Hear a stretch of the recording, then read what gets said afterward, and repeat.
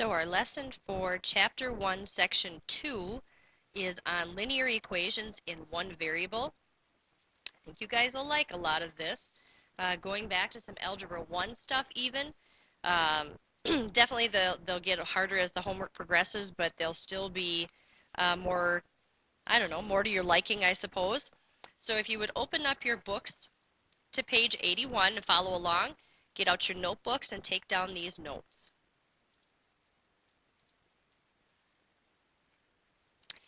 So the section talks about three kinds of equations.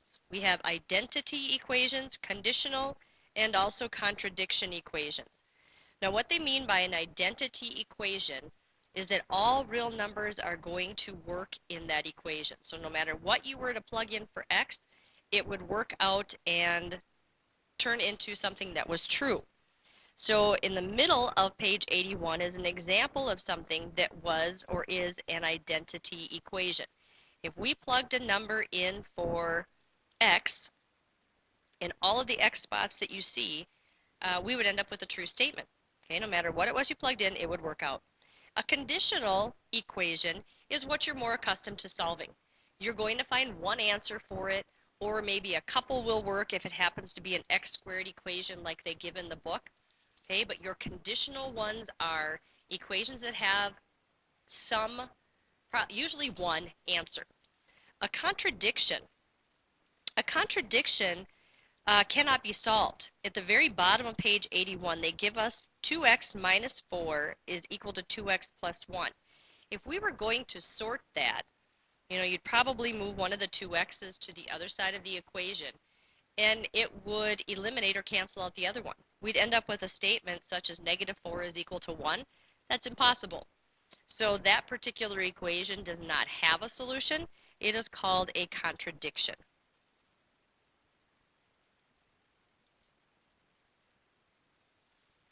Linear equations with one variable are solved by isolating the variable. All right, in other words, you need to get the x alone. Remember that when you are equation solving and you start messing around with the equation, whatever you do to one side, you must do the same exact thing to both. Even if you end up making a mistake, as long as you do the same thing both ways, you'll still be able to recover and come up with the right answer. So there's a lot of examples of solving equations done for you in your textbook. Again, I just feel that it's something that you're going to remember easily.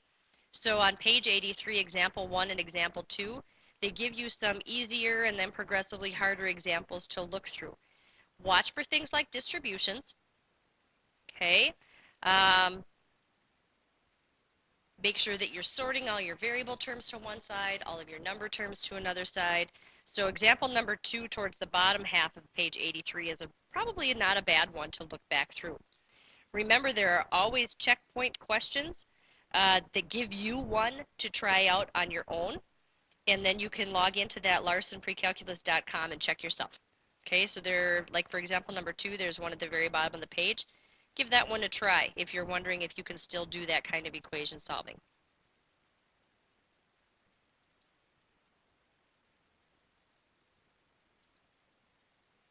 Next page, page 84. A rational expression is going to be an expression that has a fraction in it. When we start working with equations that have rational expressions in them, make sure that you remember a basic rule for adding or subtracting fractions in that they have to have common denominators. So we played around with some of these in that P chapter, so we've reviewed that and thought about that. So let's take a look at this example that I put on this slide that has us solving this equation. Now notice we don't have much for denominators to work with. Okay, it's looking like a common denominator could be a 9. So the first fraction we can leave alone. The second one we're going to have to multiply by 3.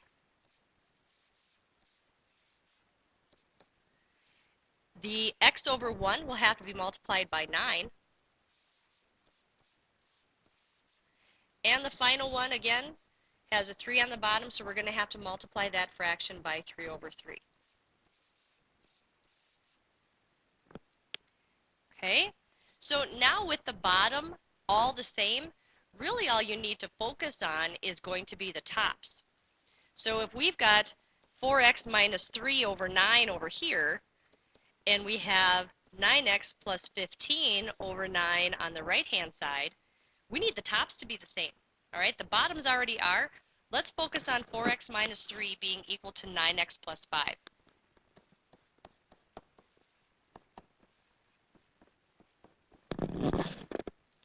I'm kind of a creature of habit. I like to move my variable stuff to the left, regardless of whatever problem it is I'm working on. So I am moving 9x to the left.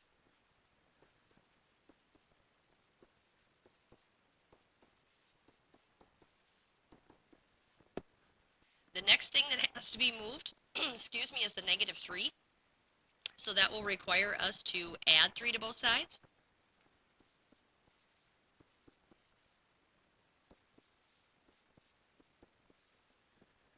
The last thing that we always get rid of is a coefficient. So in order to get rid of that negative 5 attached to the x, we will have to divide it away.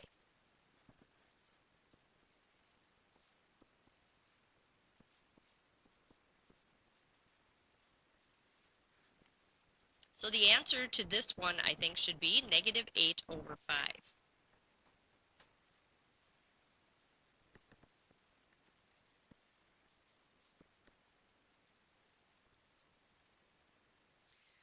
When you're done solving an equation, we're not very accustomed to doing this, but you really should take a look to see if you can put your answer back in and have it not turn out wrecking the equation. Remember I don't forget which of the review sections it was, section 2 or 3 or something. We talked about the domains. All right, you cannot come up with a solution that doesn't work out in your domain. All right, so a couple of things that you need to make sure to avoid. You need to avoid negative square roots again, and you need to avoid ending up with a 0 as a denominator of a fraction. Recall both of those things were imaginary, so therefore they could not, they're just undefined, and we can't have them happen.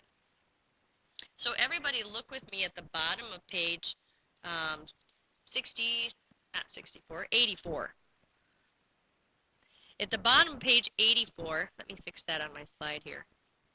At the bottom of page 84, if you go through the solution process, it's not a bad one. Okay, so they come out and they're getting your common denominators. That's what they have in red type. Simplifying it, and they end up with 4x equals negative 8, which solves to x is equal to negative 2. It all looks absolutely wonderful and fine and dandy, but now go back to the original equation. You can see that negative 2 cannot be placed in for x because the 3 over x plus 2 is going to turn into 3 over 0. You can't have that in your equation. So since this was the only solution that was found, and it turns out to make the beginning problem undefined, we technically do not have any solutions even though the equation was solvable. All right, so it's called an extraneous solution. So we found it, we solved for it, but it cannot possibly work in our equation, so we throw it out and say that there are no solutions. Okay. Next page, intercepts. We've been working with intercepts already with section 1 from this chapter. Intercepts, remember, are where your graph crossed the x-axis or the y-axis. To find them algebraically, in section 1 we were finding them using the graph itself, the picture. If we want to find it algebraically, you put 0 in for y and solve to find the x-intercept, and you put 0 in for x and solve to find the y. Now the reason for that is that every single x-intercept, in order for it to lie on the x-axis, the point doesn't rise off of or below that x-axis. So in other words, the y value of the point has to be 0. Same thing if it's the y-intercept. The y-intercept is going to be on the y-axis. So any point that is on the y-axis doesn't have an x value. It doesn't go left or right at all. It stays on the axis. So that's why 0 for x is always going to be that coordinate point. Okay? So let's take a look at one of these examples. And again, I did pull the checkpoint problem from the bottom of page 85. If given the equation y is equal to negative 3x minus 2, let's find the x-intercept. So x-intercepts have a 0 for the y value. So then solving, I am just going to move the 2 on this one. Divide by negative 3. We get negative 2/3 is equal to x. So that x-intercept point is going to be negative 2/3, comma, 0. Okay? The y-intercept then, we're going to put 0 in for x. So now y is equal to negative 3 times 0 minus 2, or y is equal to negative 2. Now, a lot of you guys might have noticed that this equation was written in y equals mx plus b form. And remember that b, or that back number, is our y-intercept. So some of you maybe just looked at this one and said, well, the y-intercept's got to be negative 2 because that's b. So if you did that, that's great. You certainly can. This point then, written as a coordinate, is going to be 0, negative 2. So finding those intercepts, some of you are going to find that you like this way better than graphing because you don't need to do the graphing. All right, that's it. The application on page 86, it is a word problem. There may be a word problem that's similar to it in the back, but not necessarily identical, so feel free to look through that word problem. It's not that hard to follow. It's just taking us through some equation solving and whatnot, so I didn't feel the need to put another slide based on it up here. Your assignment then begins on page 87. 8 to 44, do the evens in there, then skip a couple. We'll jump and do 52 to 58, the evens, and then jump a couple, 62 to 72, the evens. Okay, so all even problems throughout the course of the problem set, but do take note of those that I've let you drop out. Okay, if you have any questions, make sure that you ask. I will see you in class tomorrow.